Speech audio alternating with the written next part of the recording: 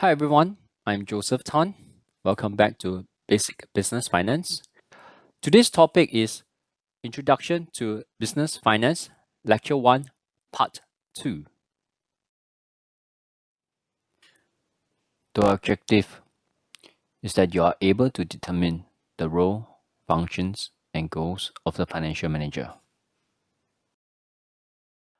The outline is that we'll touch on the roles, functions, and goals of the financial manager, the key activities of financial manager, the goals of financial manager.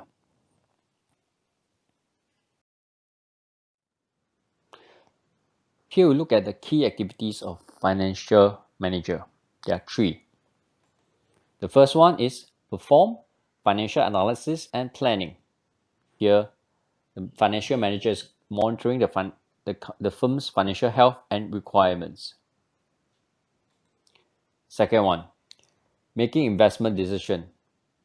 So the financial manager need to determine what type of assets to invest in. The third one is making financing decisions. So determine the source of financing. Making investment decisions, what to buy or invest. This is an important activity of a financial manager. Yes, it has to make a decision as to what to buy or invest in a company. If you are the financial manager of a company, what do you do? There are many investment decisions you have to make. Do you buy more inventories? If you foresee a pickup in demand, do you keep or replace old machines? How about do you buy or rent machines? These are all important investment decisions you have to make.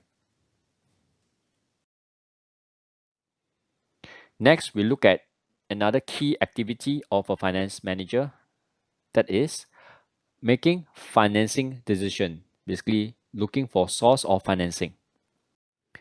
Financing decision. Do you choose bank loans? Going for short term or going for long term?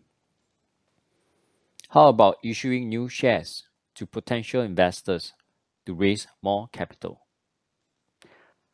There are different implications of choosing bank loans, new shares, or other methods. Let's look at the final key activity of financial manager, that is performing financial analysis and planning. This is to monitor the firm's financial health and requirements. If you are the financial manager of a company, what do you do? This is an important activity of a financial manager, is to analyze and plan ahead for the new financial year. They analyze this. Is the company cash flow enough for the whole year? Is there a need to reduce or increase the product lines? Does the company need additional financing? There are many importance in analysis and planning that the financial manager has to make way in advance. Let's look at live example here of a SIA. SIA is buying aircraft. Okay. In 1989, the cost of a Boeing 747 Megatop was, make a guess. C. US 120 million. The cost of an Airbus 310-300 was, make a guess. C. 60 million. SI is seeking 420 million lease financing. The reason is that the lease financing could be a cheaper way to buy the 4 aircrafts, even though SIA has enough money to buy the aircraft using cash, its own cash. So times where there's decision making to make, okay, the financing, where do they finance from? Own cash or lease financing? In this case, SIA choose to opt for lease financing because it's a cheaper way to buy. In 2008 crisis, the estimated cost to complete the construction of MBS is approximate how much? May you guess? C. 2.7 billion. Las Vegas Sands bet big on MBS. The cost to complete construction is 2.7 billion US. The source of funding, US 2 billion capital, the remaining amount from loans. This is a good live example of big companies using different types of methods of sourcing funds. What is the goal of the financial manager? Is it more revenue for the company at any cost?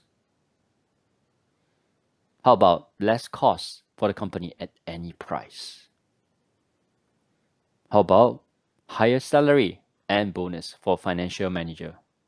A short-term selfish gain. Let's look at real life example here. A bad example of a CEO. In the year 2008, the CEO of General Motors asked for blank rescue from US government. May you guess? Answer is D. US 12 billion from the US rescue package. Cash hit General Motors. Receive a $12 billion rescue from the government. They are facing a big financial crisis. GM. In this situation, the GM may be forcing its staff to reduce their travel costs, which is fair enough. But the CEO will be allowed to keep using his private jet. This sounds not so right.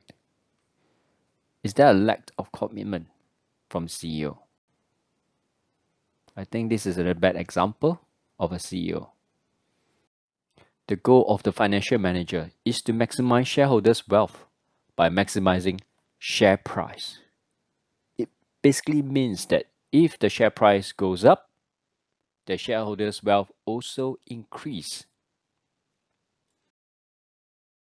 Let's look at one good example of a CEO, a good CEO.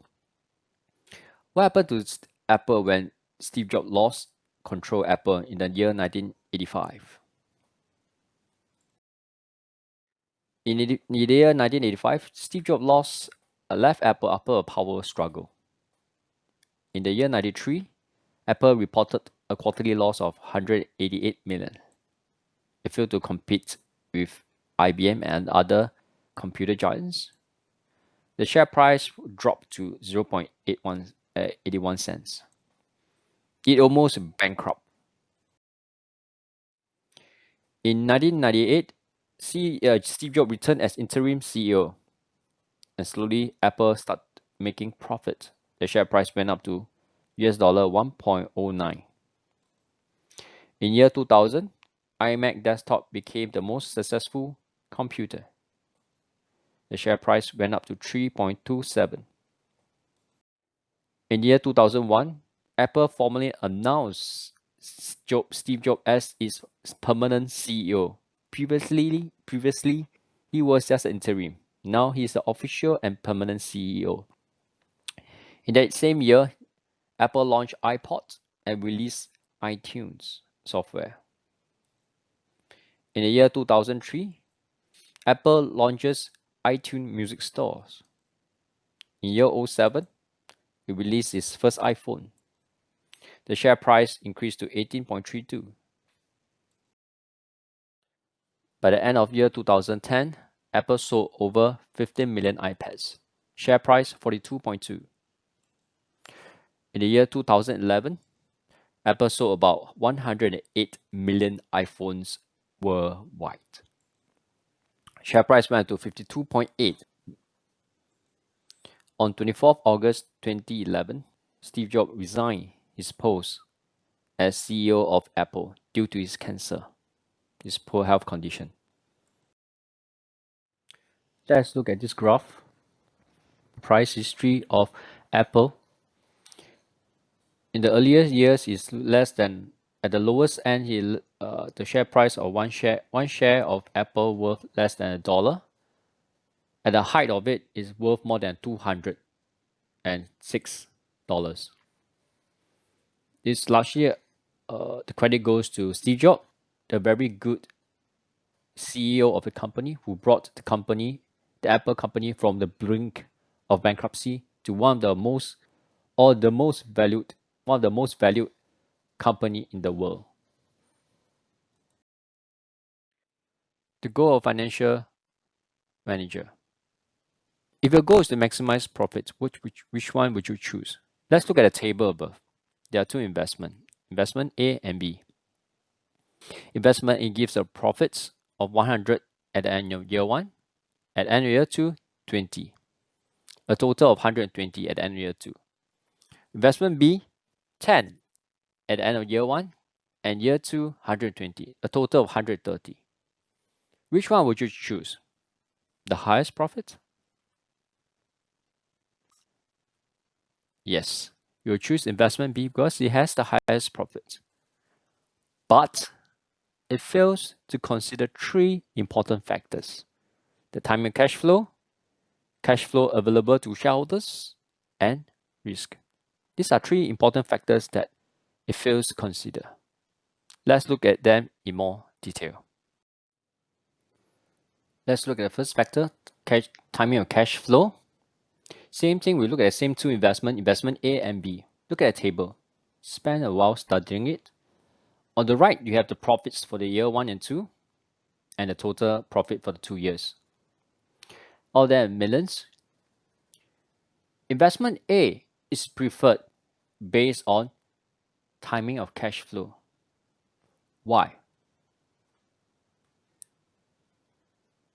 Look at year 1 for investment A. You receive 100 compared to investment B 10 only.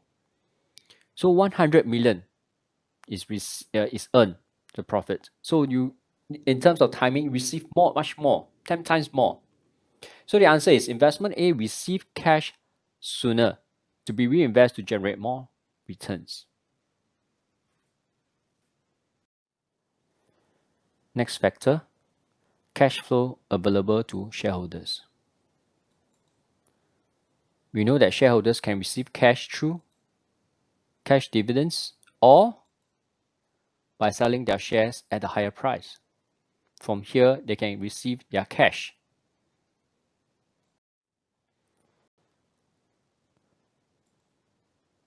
My question to you is accounting profits equals to real cash inflow?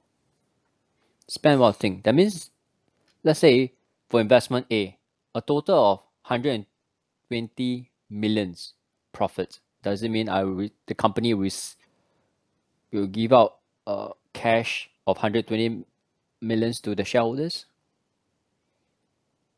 The answer is no. High profits do not necessarily mean higher dividends or higher cash prices. Let's look at an example here. Company XYZ sold goods on credit for 5,000. What does it mean by sold goods on credit? It basically means deliver goods today and receive cash payment in 30 days. So in this example, in 30 days time, then the company received $5,000 cash.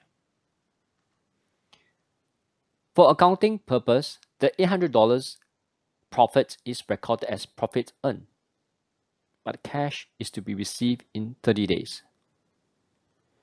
Here we see that the $800 profit is not cash inflow. Let's look at the third factor, risk. We use back the same investment, A and B. Look at the profits. Let me ask you a question. Is investment A or B riskier? Which one has higher risk? Look at it. The hints in the profits. The answer is B. May have higher risk because The company may fail at the end. Let's say both companies fail at the end of year one. At least year one, well, for investment A, you get back 100 million compared to B only 10. So B has a higher risk. Usually, to compensate for higher risk, investment B that has higher risk should provide higher return.